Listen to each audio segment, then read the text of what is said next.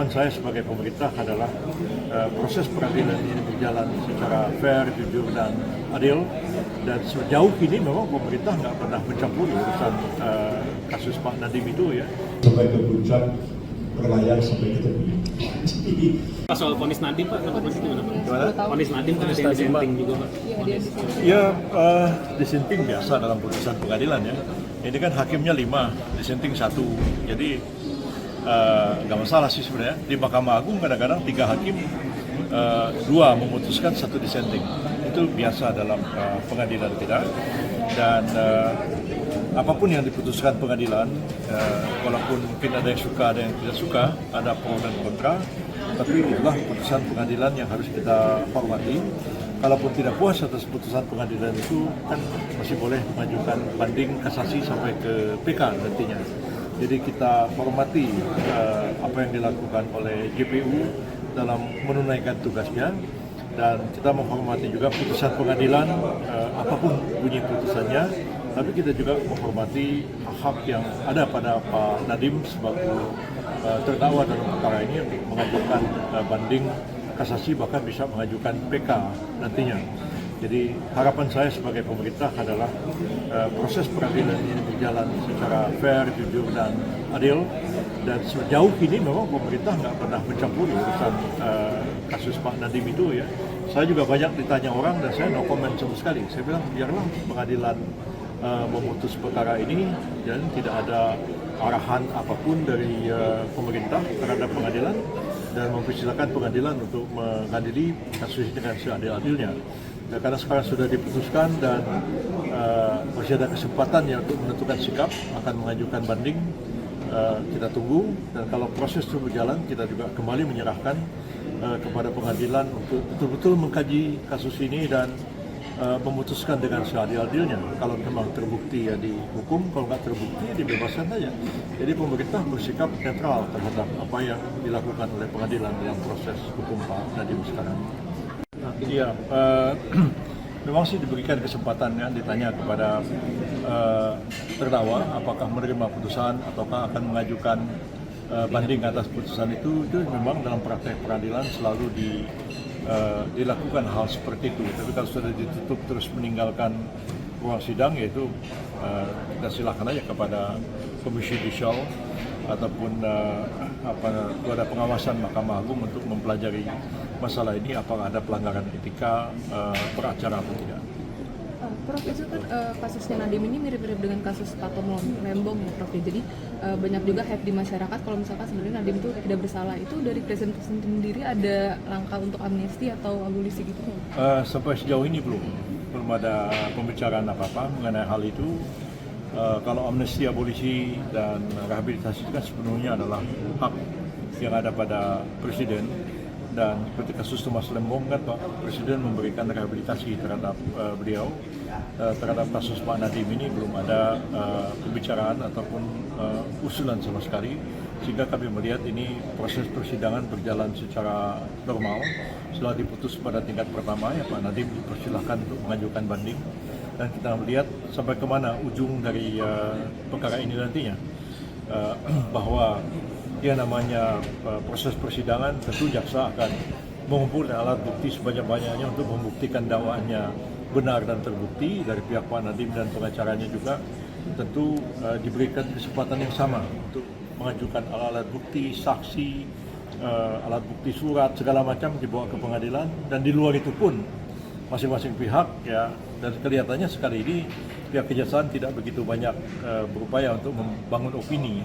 Tapi dari pihak Pak Nadiem melalui medsos atau media interest, banyak sekali opini yang dibentuk ya. Pak Dino Patijalal misalnya juga di interview, saya pun mau di interview tapi saya menolak. Saya mengatakan saya harus menjaga independensi pengadilan dan harus menjaga integritas pemerintah yang tidak mempengaruhi proses pengadilan. Sebab saya Menko, omongan saya kan bisa mempengaruhi sana sini, karena itu kami menjaga diri, menahan diri tidak memberikan komentar apa-apa, dan sejauh ini Pak Presiden juga tidak memberikan arahan apa-apa, dan akhirnya kami mempersilahkan pengadilan untuk mengadili kasus ini dengan seadil-adilnya. Oke, siap. Terima kasih Pak. Ya. Sekali lagi selamat Pak. Terima kasih banyak ya. Foto-foto bro.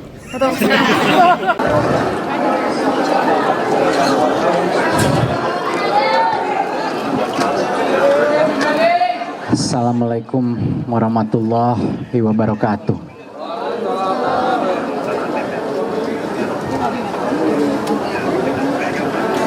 Hari ini kita menanyakan pertanyaan sangat besar kepada sistem hukum kita. Kita menanyakan apakah kebenaran, apakah keadilan masih ada artinya. Dan hari ini terjawab. Semua fakta-fakta pengadilan diabaikan. Saya divonis 10 tahun plus 5 tahun, jadinya 15 tahun. Saya divonis dengan fakta-fakta yang sangat tidak masuk akal.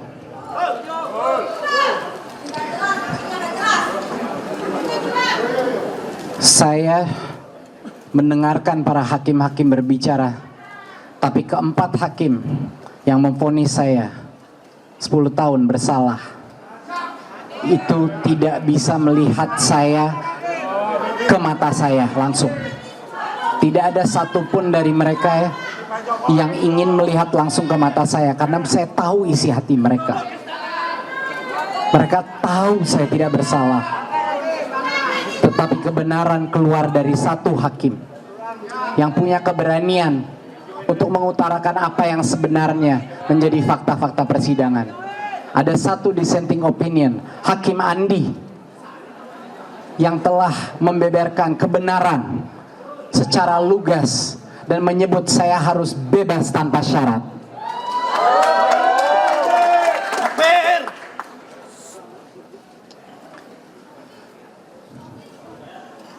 Saya divonis secara praktis 15 tahun karena saya dituntut uang pengganti 809 miliar yang saya tidak punya. Mereka tahu itu dari laporan hasil kekayaan saya di akhir saya menjabat. Saya tidak punya uang sebanyak itu dalam bentuk apapun. Itu artinya saya divonis 15 tahun. 809 miliar itu tidak pernah menyentuh saya sekalipun. Sudah dibuktikan dengan dokumen, dengan saksi bahwa uang itu tidak pernah keluar dari rekening PT Akap, yaitu Gotoh. Tidak satu pun uang itu saya dapatkan, saya terima. Dan uang itu uangnya PT Akap dan tidak ada hubungannya sama sekali dengan Google maupun kasus Chromebook. Bayangkan, tapi saya ditanggung beban untuk membayar balik itu. Saya sudah tidak tahu apa kata-kata yang bisa saya ucapkan untuk menjelaskan perasaan saya pada hari ini. Belum pernah ada kasus di mana jutaan orang menyimak setiap fakta persidangan. Jarang sekali ada kasus di mana tokoh-tokoh anti korupsi semua serentak menyebut bahwa ini tidak ada unsur korupsinya. Pakar hukum, pakar undang-undang korupsi, bahkan ketua tim perumus undang-undang tipikor membilang saya harusnya bebas. Jadi saya sudah tidak tahu lagi mau minta tolong ke siapa, di mana saya bisa mendapatkan keadilan. Harapan saya satu-satunya adalah kepada masyarakat Indonesia. Harapan saya satu-satunya adalah kepada setiap orang yang masih percaya kebenaran ada artinya dalam negara ini.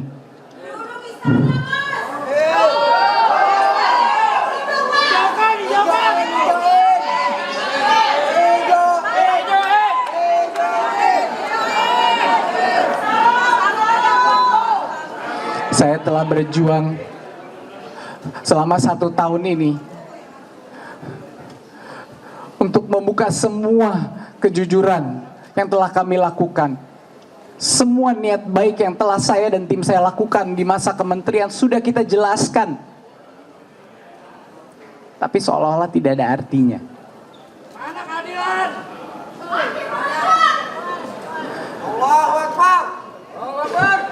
Saya tentunya akan terus berjuang demi anak-anak saya, demi keluarga saya, demi seluruh negara Indonesia yang saya masih cintai. Saya akan berjuang. Saya akan segera melaksanakan naik banding untuk berjuang demi kebenaran, demi anak-anak muda, demi profesional yang di luar sana, demi semua orang jujur yang dikriminalisasi. Saya tidak akan berhenti. Mohon doa, mohon dukungan, mohon suara Anda, dan mohon keberanian Anda. Wassalamualaikum warahmatullahi wabarakatuh.